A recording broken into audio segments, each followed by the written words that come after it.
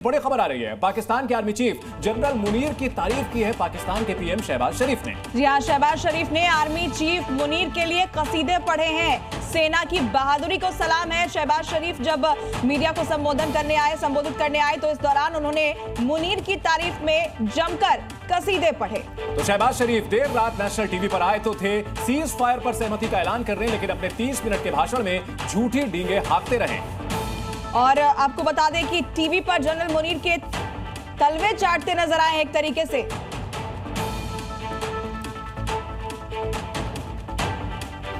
तो देखिए, शहबाज शरीफ जो कि हैं तो प्रधानमंत्री, लेकिन उन्हें मालूम है कि उनकी कुर्सी असीम मुनीर के रहमो करम पर टिकी हुई है और इसीलिए अपने संबोधन राष्ट्र के नाम जरूर था, लेकिन उसका मकसद असीम मुनीर की चमचागिरी करना था। और क्या कुछ उन्होंने कहा है, एक रिपोर्ट आपको दिखाते हैं।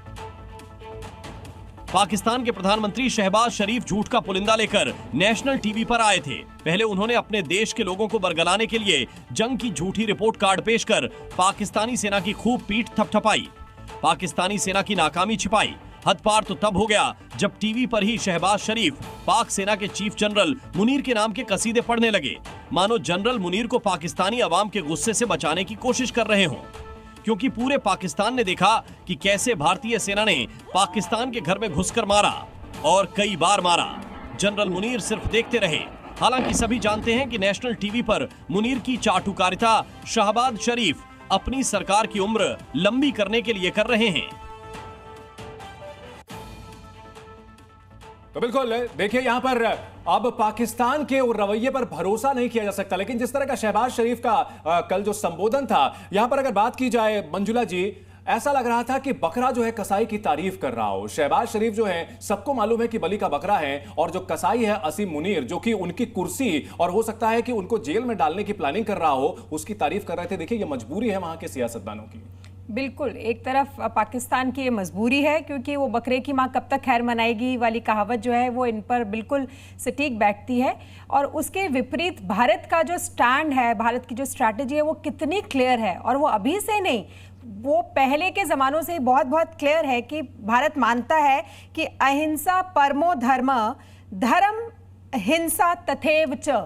इसका मतलब कि हमारे लिए शांति सर्वोपरि है, परंतु धर्म की रक्षा के लिए हम हिंसा को भी धर्म मानते हैं। तो हमारा ये जो मानना है, हमारा ये जो स्ट्रैटेजी है वो बहुत ही कायम है और हमेशा से कायम रही है, और आज भी हम इस पे ही कायम है। बिल्कुल, और भारत ने यह दिखा दिया ऑपरेशन सिंदूर के जरिए, दुनिया को भी दिखा दिया, और पाकिस्तान के आतंकी और उनके आकाओं को, कौशल साहब, जो संदेश प्रधानमंत्री ने दिया था कि आतंकियों को मिट्टी में मिला देंगे, हमने देखा ताबूत में पैक होकर के आतंकी गए हैं, और मिट्टी में मिलाने का जो वादा था देशवासियों से वो पूरा उन्होंने किया। बिल्कुल, और आई थिंक जो हमारे अटैक हुए हैं वो देश के खिलाफ या किसी एक संप्रदाय के खिलाफ नहीं, वो सिर्फ टेररिस्ट के खिलाफ थे। शुरू से लेके आखिर तक अगर आप देखें, इसे कहते हैं, फौजी लैंग्वेज में बोलते हैं मेंटेनेंस ऑफ एम।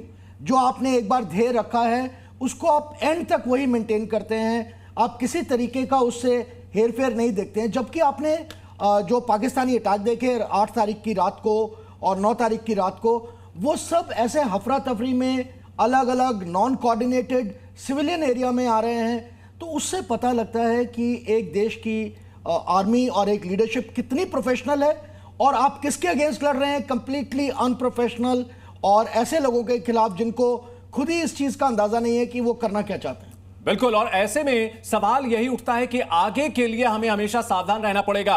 और मंजुला जी, भारत की ओर से यह भी बेंचमार्क सेट कर दिया गया है कि किसी भी तरह की आतंकी हरकत अगर होती है तो उसको एक्ट ऑफ वॉर माना जाएगा। यानी कि हम शांति तो चाहते हैं, लेकिन हमें जो है अगर छेड़ा गया, हमारे यहां हिंसा हुई, तो इसका अंजाम भुगतना पड़ेगा। एब्सोल्युटली, हम लोगों ने ये जो सीज फायर का भी डिक्लेरेशन किया है, ये भी अपने एक स्ट्रेंथ वाले पोजीशन से डिक्लेयर किया है, उनसे डर कर हार के नहीं किया है। और बोलते ना, क्षमा शोभती उस भुजंग को जिसके पास गरल हो, वो भारत पे बिल्कुल ठीक बैठता है, क्योंकि हम लोग इस पावर ऑफ पोजीशन पे हैं। और हमने सीज फायर डिक्लेयर करते हुए ये बहुत ही क्लियर बोला है कि any act of terrorism will be taken as an act of war henceforth. तो अगर कुछ भी होता है तो हम बिल्कुल वॉर की तरह इसको लेंगे, and we'll go all out for that. और यस, ये भारत की तरफ से एक बहुत ही स्ट्रॉन्ग जो है वो एक मैसेज गया है पूरे वर्ल्ड को एंड पाकिस्तान को इन स्पेसिफिक।